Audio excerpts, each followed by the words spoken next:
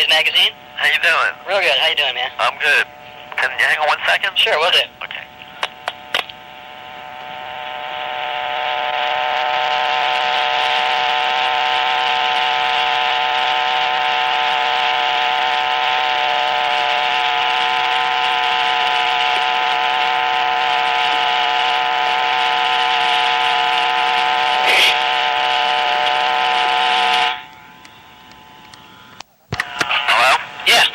No, not a problem. So how's the tour going so far? Well, we're not really on tour. We go out, for a couple of weeks, and then we come back. You know what I mean? Mm-hmm. You're going to be going to France in a couple of weeks, I understand? Yeah, we're going there May 1st. We did a tour of Italy and Greece. Mm-hmm. How was that? That was great. Are the audiences real different over there than, say, your average American audience? Yeah, they're really insane. Insane? They're more insane than here. Yeah, it's like anarchy. Yeah, I can't picture you guys, touring the Louvre and doing the tourist trail.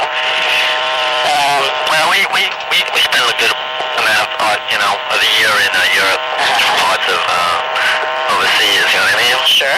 And so we're really, really big and popular overseas.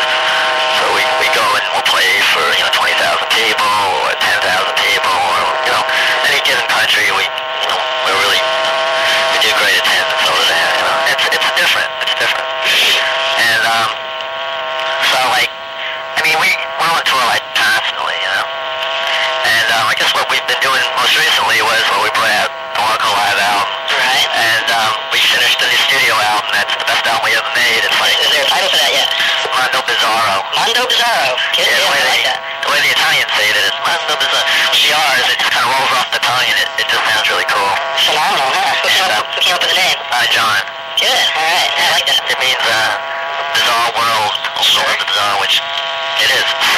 It is that. And the packaging, it's like with the cover and the whole thing, it really kind of becomes a package more so. Now, when's that going to be available? This summer. Great. Now, is this kind of a warm-up tour for that? I noticed you did some new songs the other night at Toad's place. Well, we like to play, we don't go out on, it's not like we schedule tours like, oh, it's time to go out on tour, we're always playing somewhere. And, so yeah, we've been, introducing some of the new songs, we've been doing about, I guess, 3 or 4 of them. Just kind of sneaking in the set, huh? Well, it gives us, you want to see how they sound and how they'll go over and the whole bit, you know what I mean? Mm-hmm. And, I guess the newest songs we've been, introducing into the set are, Main Man, that's one that CJ sings, and Straight to a Door is another song that CJ sings. And, Take It As It Comes is, a Door song, our version of it. Mm-hmm. And, I thought so. I recognized that, but I wasn't sure. Yeah. A Door song, our version of it. Mm-hmm. And, I thought so. I recognized that, but I wasn't sure. Yeah, and then there's a song called Tomorrow She Goes Away, which is another new song. And but the album is it's totally incredible, and it's produced by Ed Stasium, who has done I guess our early, more classic records. Sure. But then all the early stuff, And no chance of going back and doing more records with Phil Spector, and that was kind of a departure, wasn't it?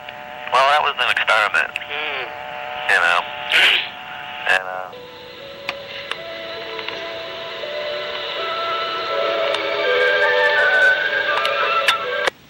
or if no, I'm sorry. One second. Sure, we'll do.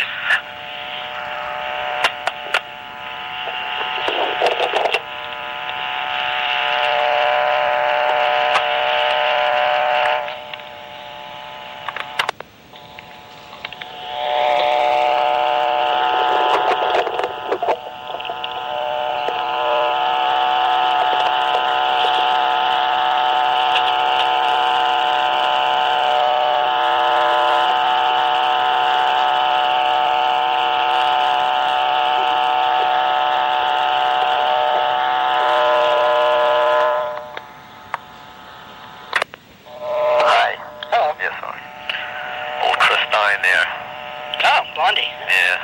You guys doing something together? Yeah, we did. I did a duet with Debbie for her new album.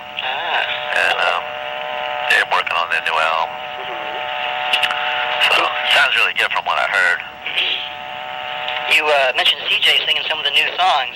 Can you tell me a little? Is he from Queens like you guys? He's from Long Island, and we're from, city and stuff. How'd you guys hook up with him? Well, he was, oh, shit. I'm sorry, I have to write down. Okay, no problem.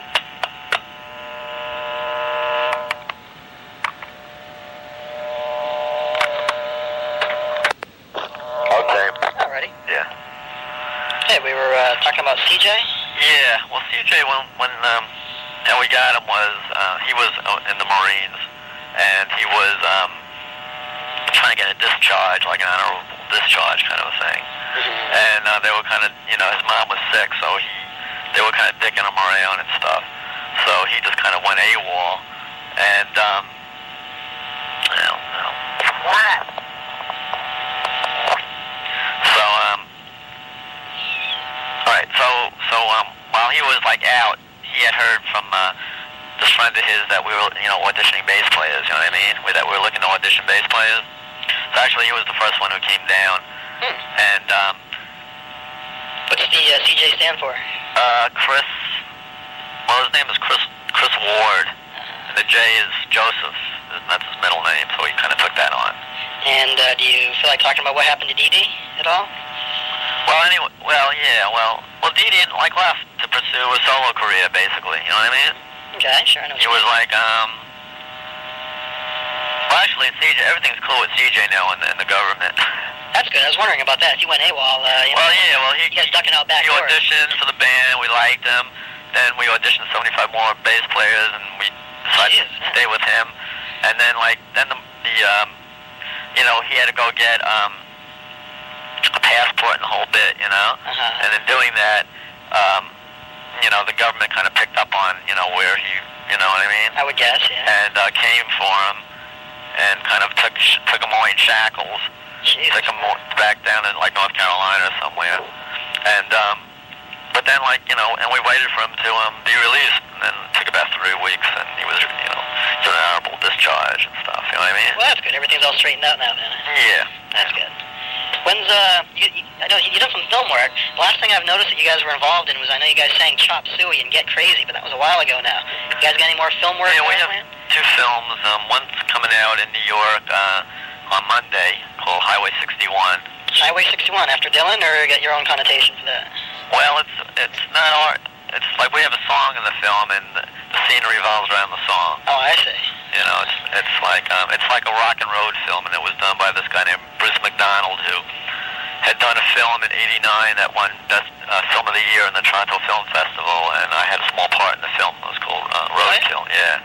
Huh. And that's how I got connected with Bruce. And the guy's really a genius, and really the kind of films he makes are totally, they're unlike any films you see more of nowadays. They're very dark and detailed and kind of black humor-esque, and they're I guess more of the way films were made years back. You know what I mean? Is it a whole rock and roll soundtrack then?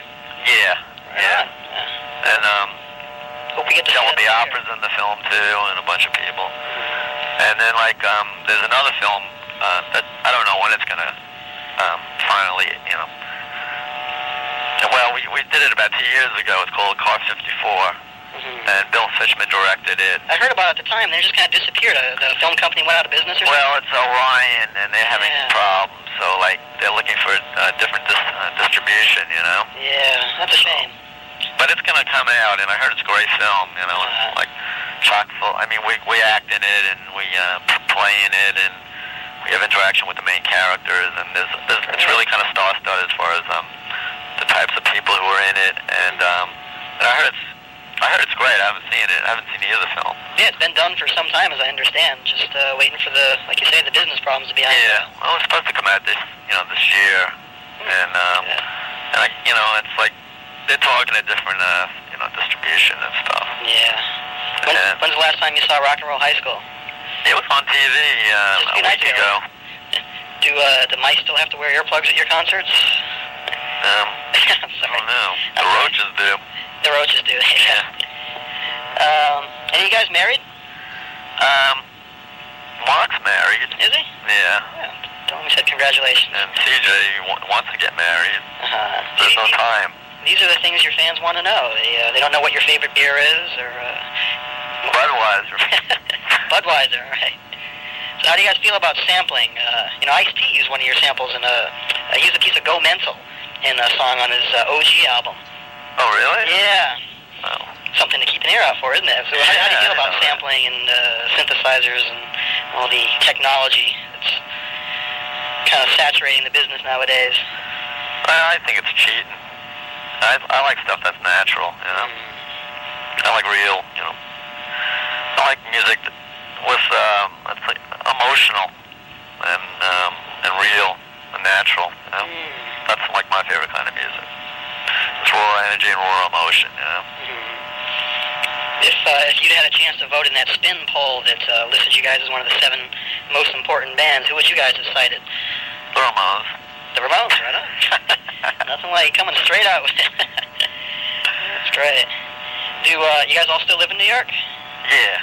Well, me and John live in New York, and Mark lives in Brooklyn, and CJ lives in Long Island. I read a press release saying you were at a party recently. I think it was a listening party when you met with Yoko Ono. I was wondering how you guys got along and wishing I was a fly on the wall to hear the conversation. Was that just a photo op? Did you guys actually get a chance? Well, we just really kind of met. It wasn't any more involved than that. I see. Except that I'm working with a side band called The Resistance, and we did a revised version of Give Me Some Truth with updated, words that deal with nowadays. That Sean wrote, as I understand? Huh? Did Sean write the new words? No. I wrote the new words. Me and a friend of mine, a poet friend named Robin Rothman. And we've been doing a bunch of rallies in support of Jerry Brown recently, and also we did a bunch of stuff for Rock the Vote. I've been actively involved with them. Yeah. They're really important. Definitely. And so we've been doing some. That's how the whole thing came about. Was I got asked to do a benefit for Rock the Vote, and so I figured I want to do something appropriate. And I always loved that song, but I felt in the state it's not. Didn't date well. Didn't date well. So we updated it. Now it's very strong and powerful, and good. It's like in your face. Yeah. So the plan is to release it's going to be some kind of an EP or something like that. And on that particular track, I'm going to have a bunch of people who are actively involved and are individually identifiable as far as their stance, their political stance, like Joe Biafra, people of that nature, being a part of it and getting it out to kind of raise awareness and wake kids up and get them to go and register to vote, and vote. You can't go wrong with Jello there. He's my idol. Yeah, he's great. Now you guys you're coming up. You're only a few years shy of your 20-year anniversary. You guys all still got your own teeth and hair, I assume. Yep. How's it? You guys are like founding fathers now instead of the brash newcomers. Right or wrong, you were once lumped in with the original punk invasion. Looking back over that, well, there was no punk invasion before there was us. Yeah, the '76 tour was you guys in England. There was nobody like the Ramones. Yeah, you guys are. There's a lot of bands right that call themselves so-called punk bands like Nirvana or whatever, but there's nobody like us. Right. Well, looking back, in hindsight, how do you feel about the initial punk movement? What it was all about and everything. It was a liberating situation. That's well summed up. Yeah. It opened people's eyes and brains to something, a radical move. It was very positive and healthy, and it's important that, to have major change every so often, you know what I mean? Sure, yeah. And, but it wasn't, it was all those things and more. Do you feel ripped off by newer bands that call themselves punk or, claim to be descended from the Ramones musically? No. If they do it well, it's nice. It's kind of refreshing when they do it well. But you singled out Nirvana. Well, a band that I really enjoy and an artist I really, respect and enjoy is Perry Farrell. Right on. All right. I find them refreshing, and I love that, especially that last album, that Ritual Day Habitual. I thought it was fucking genius. And, so something like that I think is great. Good. You guys, you had a comic cover by Holstrom a while ago, Road to Ruin, You guys ever think about doing a Ramones comic book and getting the Rock the Vote message out, or whatever you wanted to say through the comic book medium? A lot of bands are doing it nowadays. Yeah. We got approached by those people who do the comic books. Not interested, though, huh? Not really. What do the Ramones do to unwind after a show? Or do you ever unwind? Just, I don't know. Kind of socialize. I noticed you kind of beat feet fairly quickly out of New Haven the other night. You're in a rush to get somewhere else, I take it? Yeah, we went to get home. Kind of late. Kind of nice gigging so close to home, I bet, huh? Well, we had just done, like, a bunch of East Coast kind of things. The next night we were playing Columbia University. And then we did 2 shows in one in Trenton on Sunday and Seabright on Saturday. And then we're going to do, this week we got a bunch of shows too, like Baltimore and Washington and Pennsylvania and, a bunch of shows like that. Why the title Loco Live? What is that? It's just Loco as in crazy live? Yeah, well, we recorded the album in Spain, in Barcelona, Spain. And so we thought it's appropriate. Also, they were really crazy, yeah. Like, they're playing. I'm not going to say they're the craziest, but they're definitely up there with the craziest. Alrighty. I'm going to put this article to bed then, and we'll send a copy out to you guys to check it out. Okay. And hope to catch you again next time through, too. Okay. It was a hell of a show we saw. We really enjoyed it immensely. Oh, great. Good enough. Well, thanks, Joey. Take care. Take care. Bye-bye.